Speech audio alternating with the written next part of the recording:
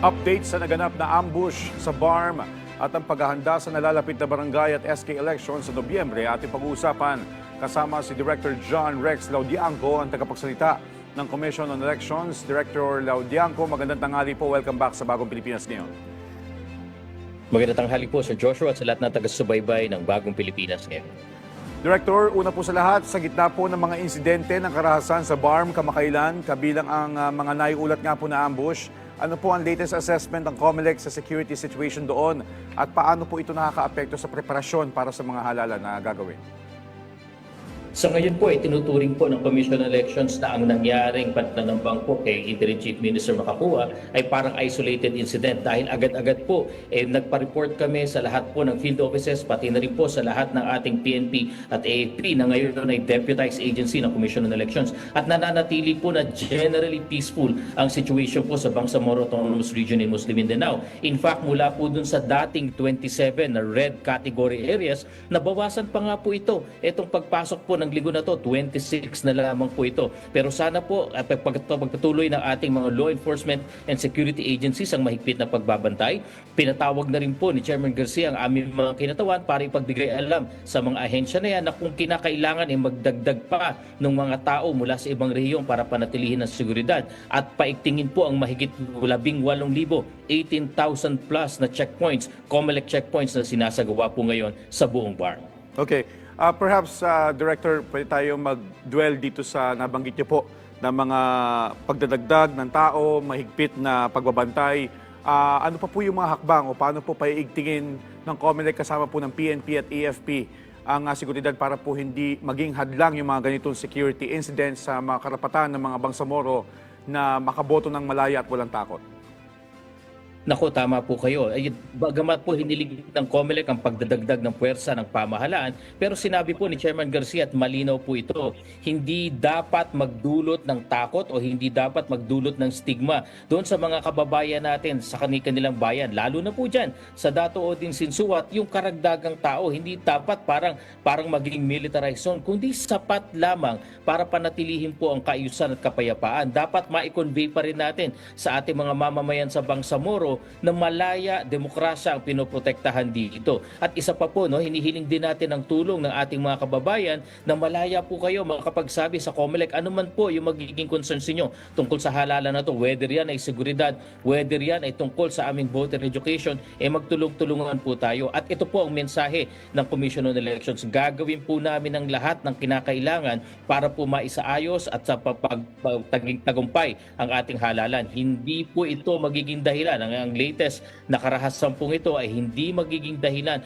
para tumigil ang paghahanda o kaya mag-isip kami, may postponement ba? Malinaw po ang statement ng Commission on Elections, tuloy na tuloy ang halalan sa September 14, 2026. Okay. Director, nabanggit niyo po kanina na bumaba yung bilang ng mga high-risk areas. Saan-saan po ito at are we expecting na mas bumaba pa ang bilang nito bago isagawa itong halalan?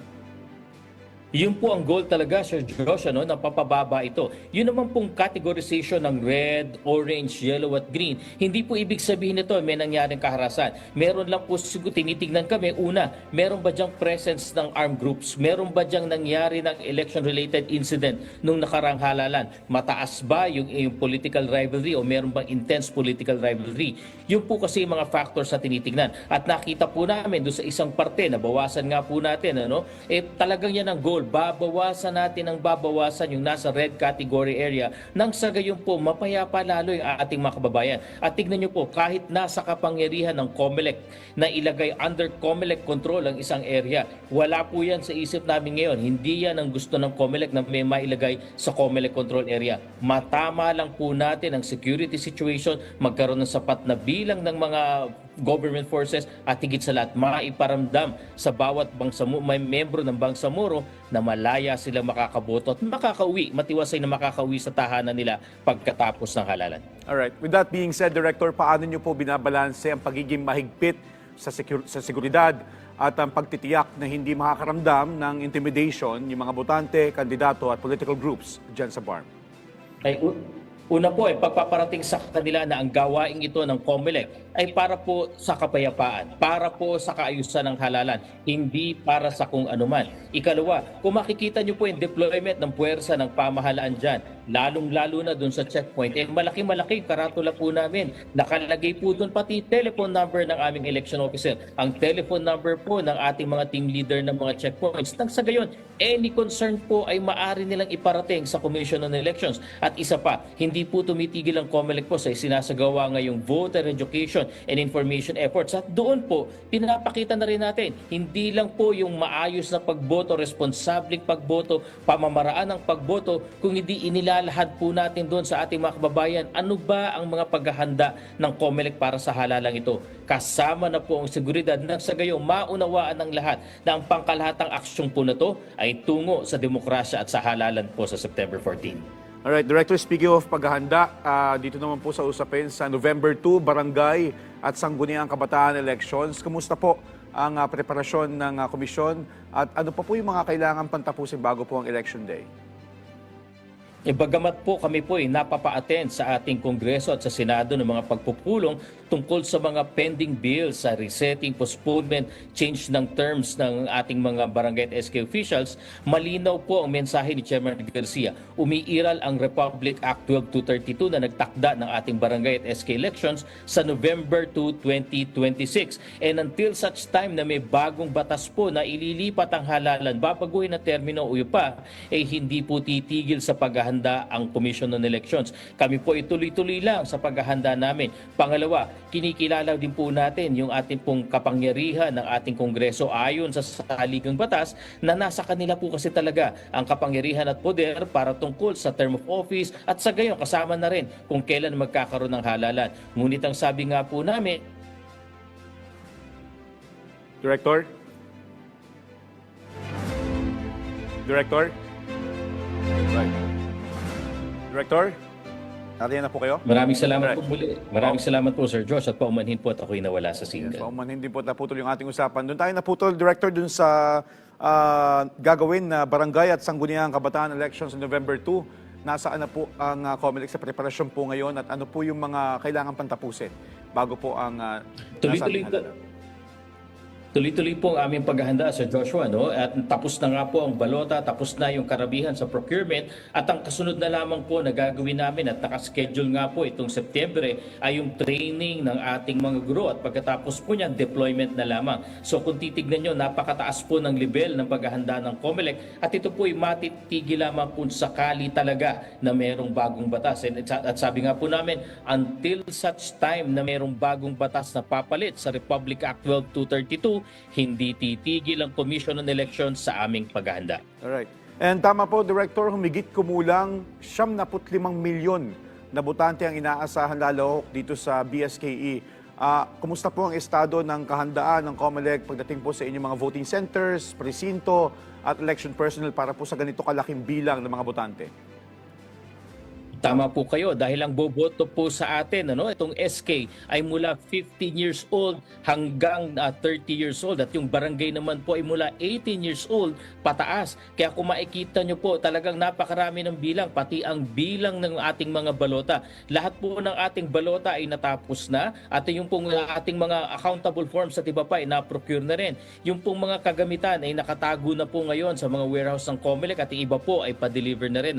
Kaya nga po itong natitirang buwan ng Setyembre ay ibubuhos namin sa training ng halos mga 1 milyon na mga magsisilbing electoral board support staff kasama na po pati ang PNP na hahalili bilang special electoral boards at mga canvassing boards natin. At yung pong kasunod na buwan naman yan ay gugugulin ng COMELEC sa deployment. Kaya nga po humiling si Chairman Garcia sa ating Kongreso na kung ano man po ang magiging aksyon sa mga panukalang batas, sana magkaroon na ng linaw at dito ngayon September. Nang sa gayon, kung sakali man talagang merong batas na, ay pwede namin ipagpaliban yung training dahil gagastos din po ang COMELEC dyan. Isipin nyo po, 1 milyon na mga katao ang titrainingin namin. Pagka po ipinagpaliban, sayang po ang magagastos dyan dahil uulitin po namin ang training nila kung kailan man po nalalapit ang susunod na halalan. At ito naman po, sa official calendar, nakatakda po ang filing of certificates of candidacy mula September 28 hanggang October 5. Para po sa kaalaman ng ating mga tatakbo at mga kandidato, ano po yung mga dokumento at requirements na dapat paghandaan at lalo na po yung mga first-time aspirants sa barangay at SK?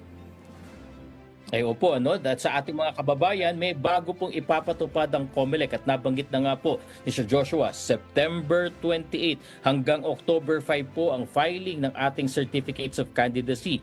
Ipapaskil po namin sa aming website yung pong resolution at pati na rin po yung pong ating makukuha ang Certificate of Candidacy dyan. Pwede pong i-download yan at ma-print ninyo. Pwede rin humingi at papamigay namin ng libre yan sa lahat ng tanggapan ng COMELEC. At kung makikita nyo po, may bago kaming i-require. Una po, yung birth certificate. Ito po hindi karagdagan po na qualification. Ngunit itong requirement po na to ay para mapatunayan una, lalong-lalo na po sa ating mga tatakbo bilang barangay at SK, ay napapaloob sila dun sa edad na pinagpapahintulutan ng ating batas mula 18 years old hanggang 24 years old sa araw ng halalan at hindi lalampas ng higit pa kahit isang araw. At ganun din po sa mga tatakbo sa mga elective barangay positions, 18 years old at least on the day of the elections. Yun po yung pagpapatunay natin dyan. At isa pa po, makikita natin na talagang Filipino citizen siya kung may birth certificate po siya. Yan po yung maiiwasan natin. Ayaw na pong maulit ng COMELEC yung nangyari po noong 2018, noong 2013 na halos 7,000 kaso ang naisampa ng COMELEC dahil lamang sa may lumampas sa edad at nakapag-file pa rin ng COC. Ito yung mga bagay na ayaw na po nating mangyari. Medyo natotraumatize po, lalong-lalo na yung tumatakbo sa SK dahil nagugulat sila, hindi nila alam na malinaw pala sa batas. Hanggang 24 lang exactly, hindi pwedeng lumampas. Ang resulta, hindi lang sa pagsasampa ng kaso ng petisyon na makancel yung kanilang COC, ngunit may mga kasunod pang investigasyon. At paalala rin po, no, meron po tayong tinatawag na undertaking po na bago nga ipapatupad, make sure na yung pong hawak ninyong COC ay yung pinakabagong COC na na-promulgate at nilabas ng Commission on Elections. Alright, and Director, paano naman daw po babantayan ng COMELEC ang mga posibleng election offenses gaya ng vote buying, intimidation at premature campaigning, lalo na po sa barangay level kung saan personal at malapit sa isa't isa ang mga kandidato at botante? Naku, puti po, nabanggit nyo yung premature campaigning sa Joshua, no? Dahil ang ating pong mga tatakbo sa barangay at SK positions, pagka-file po ninyo ng inyong COC sa Commission on Elections, ituturing na po kayo ng batas bilang isang kandidato. At lahat po ng ipinagbabawal, lahat ng regulasyon ay applicable na sa inyo. Sa makatwid, makakapangampanya lamang po kayo sa campaign period mula October 22 hanggang October 21. Anumang uri ng pangangampanya na gagawin bago ang panahon po na yan ay ituturing ng COMELEC na premature campaigning at ito po ay paglabag sa batas. Election offense po ito, magdudulot ng inyong disqualification, may kasama pa pong kasong kriminal, yung tinatawag natin na election offense, pagkakakulong ng 1 hanggang 6 na taon, pagkakatanggal ng karapatang bumoto at may perpetual disqualification to hold public office. Isa pa, yung pong ating mga regulasyon sa pangangampanya, sukat, saan ilalagay, common poster areas, yung kaayusan ng pangangampanya, bawal ang bastos, bawal ang nandidiscriminate, bawal ang nambubuli, bawal ang violence. Lahat po yan ipapatupad ng COMELEC. Lalong-lalo na po kami maghihigpit sa paggamit ng social media, pagre-register ng mga accounts ng mga ating kababayan, sa paggamit ng AI at laban sa fake news, disinformation at misinformation. Hindi po kami mag-aatubili magsampa ng mga kasong election offense at iba pang kasong kriminal kasama na ang disqualification sa sino mang pong makukuhanan namin ng ebidensya lumalabag sa mga alituntunin na yan. At bilang panghuli, yung pong ating laban sa vote buying at vote selling, pati po yung pamimigay ng mga ayuda. Merong 10 araw na mahigit na pinagbabawalan po ng COMELEC ang mga ayuda na tulad ng MAIFs, AICS at iba pa.